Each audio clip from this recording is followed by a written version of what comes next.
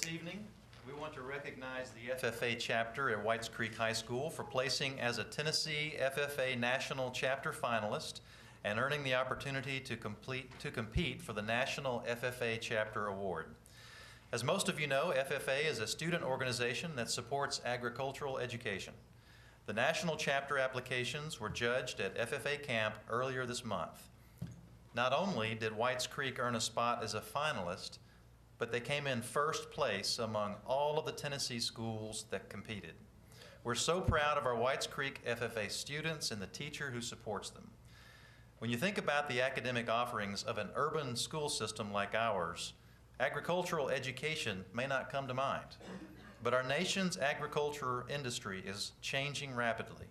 It's becoming increasingly dependent on innovative business practices and new technology. It's a field with tremendous career opportunities for our students. I'm thrilled that we have schools that not only offer agricultural education, but clearly succeed in it. So I'll ask Dr. James Bailey, principal of Whites Creek High School, to introduce the school's FFA instructor and some of his students before we take a picture. So Dr. Bailey, come up to the podium with whoever you want to bring with you. Thank you, Mr. Henson and Dr. Gentry and school board members for this opportunity. Again, I am honored to see the vision that I had some few years ago coming to Whites Creek, wanting to see the FFA, Future Farmers America Club, come together. And hiring Dr. Gary Gibson, he has done an amazing job at Whites Creek and with our students with alternative energy as well. And so again, we have been blessed to have him among our staff. And so I will allow Dr. Gibson now if he would come and say a few words, and then Ms. Shakara Nelson will come and speak for as one of our students. First, we'd like to thank you for honoring us tonight in our FFA program. Whites Creek is one of the best high schools in the state. And one of the best part, or not one of, the best part of the Whites Creek High School is the alternative energy program.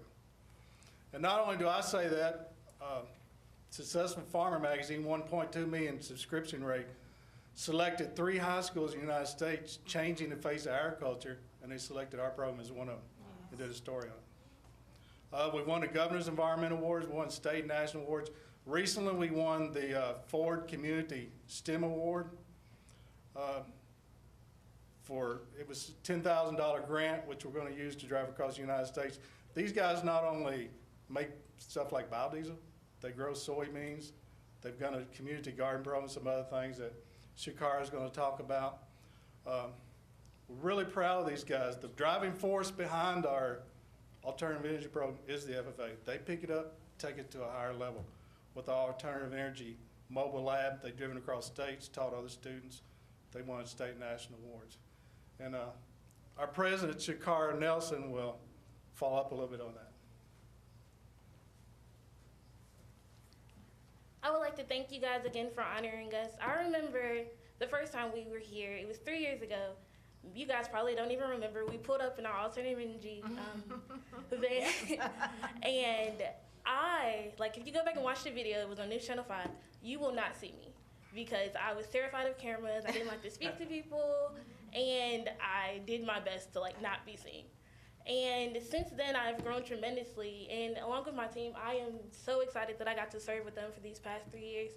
And since that day, we've achieved greatness, I would like to say. After that day, we went to Washington, D.C.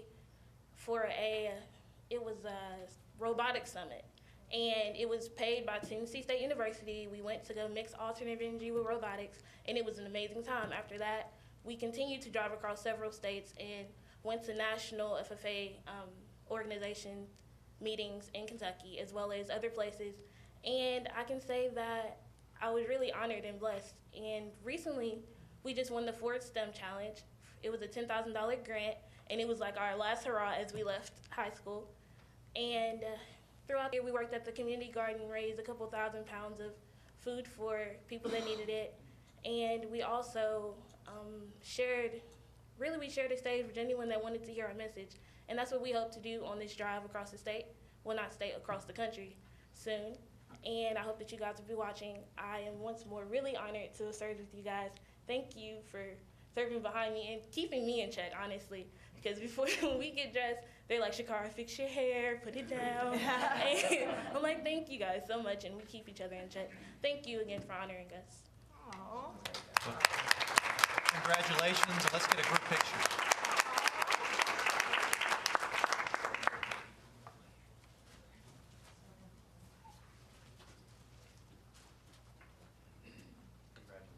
I will also tell you, Chicago will wrestle anybody. Her academy is not the best academy. How are you? The best. That jacket? This is corduroy. Get a jacket. So I'm new. At least that's what I'm saying today. No, no, no, no. Hold on.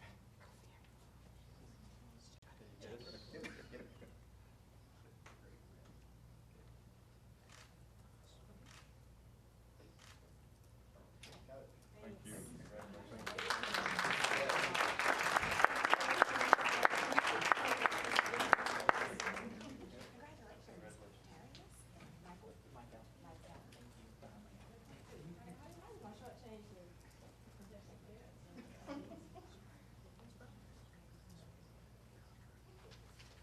Do we have any parents? Let's say hi, stand up. Thank you all so much. So if Mr. Henson seems a little over exuberant today, it just so happens that today happens to coincide with his last board meeting. Not last. Last, well, yeah, well, the last one sitting here by my side, here at this table with us, serving in his role as interim director of schools. And so I think that I speak for all of us when I say that, you know, that it's funny that, you know, you look at somebody like Chris who seems to like never sweat, he never complains, you know, he's never seems to be in a bad mood.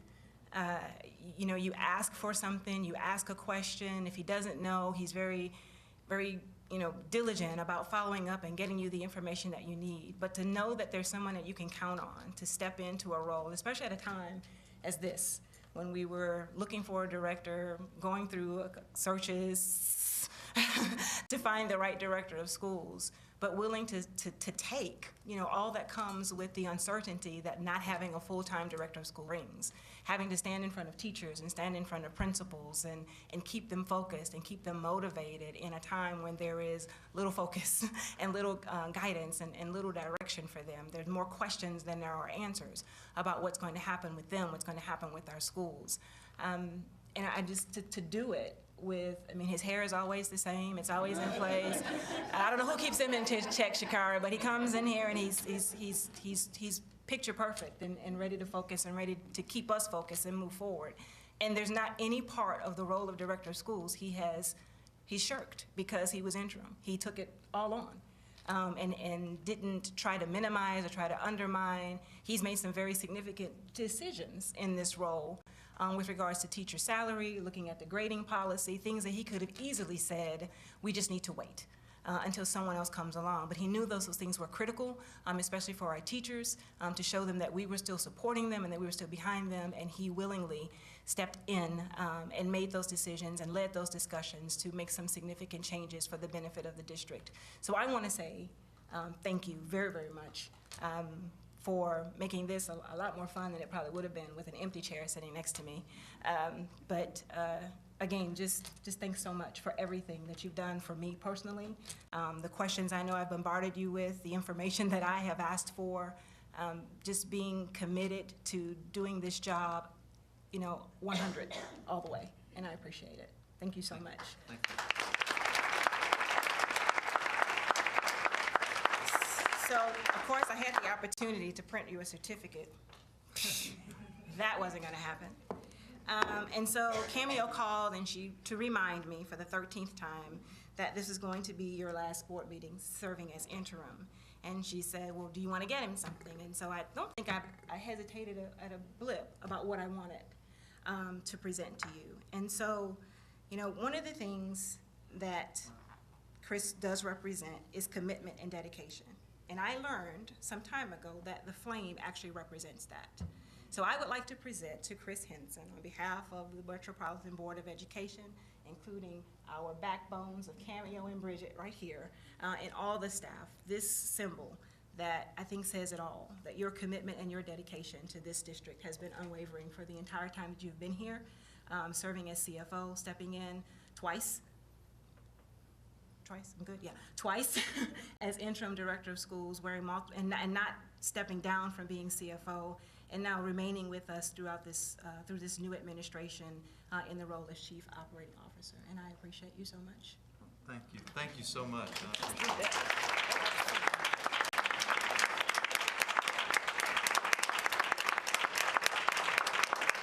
can we all get a picture of this? Or like all 9 of us?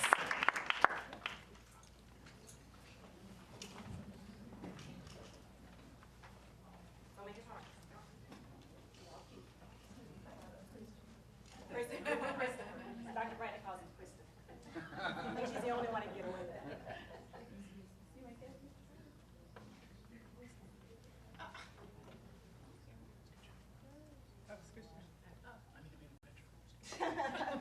You don't have to come over here, do that. She doesn't want to be the only short person in the picture, that's what she's saying. Okay, great.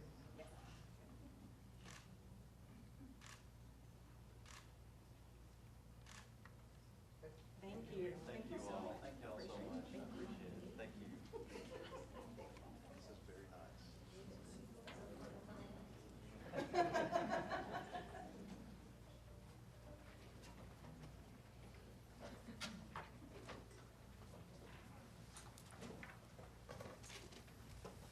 So earlier, as we have for past board meetings, we had an opportunity to showcase some more of our students here in Metro Nashville Public Schools, and there were students from Republic High School, and it was the Republic Chamber Singers. It's an addition-only ensemble comprised of 30 singers. We understand it's summer, so we only had a handful with us today, but they held it down nicely. Thank you so much. The repertoire for this group spans several genres, including classical pop, gospel, and Negro spirituals. The Chamber Singers recently traveled to Atlanta to compete in their very first competition, Music in the Parks, a day-long festival for student choral, orchestral, and band ensembles held across the United States. They gave an impressive performance that earned them a first-place trophy in the mixed choir category. The Republic Chamber Singers are under the direction of their teacher, Mr. Stephen Castaneda.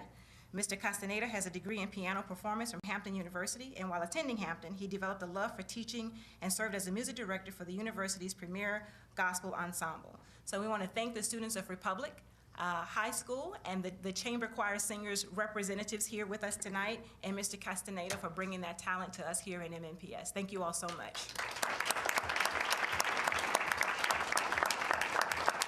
Ms. Shepherd. The consent agenda is as follows. 1A, approval of minutes, 2/23/16, regular meeting. B, recommended Board of Contract for Professional Services, District-wide Testing and Balancing Services, United Testing and Balancing, Inc. C, recommended award of contract for professional services, District-wide Testing and Balancing Services, Systems Analysis, Inc. D, recommended award of contract for Pennington Elementary School, Classroom Additions, Carrie G. Campbell, Inc. E, recommended award of contract for large scope projects at various schools, Carrie G. Campbell, Inc. F, recommended award of contract for large scope projects at various schools, Southland Constructors, Inc. G, recommended award of contract for small scope projects at various schools, Dowdle Construction Group, LLC. H, recommend approval of change order number 2 for Overton High School additions and renovations, American Constructors. I, recommend approval of supplement number 1 for Overton High School additions and renovations, TM Partners. A, recommend approval of supplement number 3 for Hillsborough High School additions and renovations, Artifice, LLC. K, recommend approval of request number 2 for large scope projects at various schools, Bordeaux Early Learning Center, Carrie G. Campbell, Inc. L, recommend approval of request number 3 for purchase and installation of playground equipment, Cumberland Elementary School, Playworld Systems, Inc. M, recommend approval of request number 4 for large scope projects at various schools, McGavock High School Animal Science Farm, Carter Group. N, awarding of purchases and contracts. 1, BFI Waste Service. 2, Channing Bait Company. 3, Dell Marketing LLC. 4, Demand Mechanical. 5, Distinguished Professionals Education Institute. 6, Fire Trial Protection Systems. 7, Horton Group, Inc. 8, Lipscomb University. 9, Lipscomb University. 10, Nashville Public Library. 11, Nozer Construction LLC. 12, Pencil Foundation. 13, Plant the Seed. 14, Republic Schools, Nashville. 15, Sims Strategic Diversity Consultants. 16, Teaching Strategies LLC. 17, Tennessee Book Company. 18, Total Mechanical Solutions LLC. 19, TRA Inc. 20, Vanderbilt University. And O, Legal Settlement Claim, case number 316-CV-609. Madam Chair, I recommend that we approve the consent agenda as read. Thank you. So moved. Thank you. It's been, motion's been made and second. Is there any discussion of any of the items? No discussion, all in favor? Aye. Any opposed? Thank you. Item number 2. I can do that. In Governance Committee, if you recall, a couple weeks ago, why, thank you. You earned that flame. We proposed some adjustments to EE7 in the board policies on financial stewardship, and specifically sought to raise the threshold to make it more aligned with the Council of Great City Schools approach in terms of what makes it to the consent agenda that is approved by the board. So I guess at this point, and we approved that in committee, and I'm looking for a motion so that we can approve it by the full board.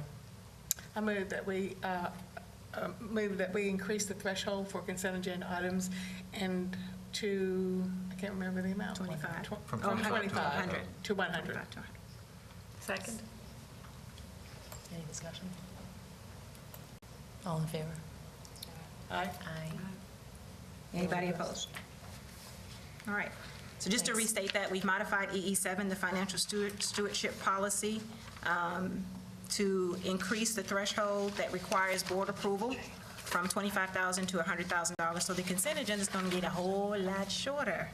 And the primary intent around that was to not be an impediment to things that the schools need to get done. And I think Elisa and others did some research on districts of our size to say that our 25 was really, really low. And again, causing some, lag in getting some small items. And for a school system, $25,000 can buy small items, some small items out to our schools in a timely fashion. So I just want everybody to take a look at the clock. It's 5:18. There are no director's reports and no committee reports. I'm going to move into the board chairman's report and the board retreat and announcements. I'll just let you, if anybody has something burning that they just want to share about the board retreat, but we did do a press release, probably for the first time after any retreat. And so you saw that this past weekend, on Friday and Saturday, the board came together along with some members of the central office team, leadership team, Dr. Joseph, Cito Narcisse, Monique Felder, and Chris Henson were there with us. And we had a facilitator, Mr. Mike Merchant, who I think is just an amazing individual, who did an excellent job of taking us through a session on developing an outward mindset.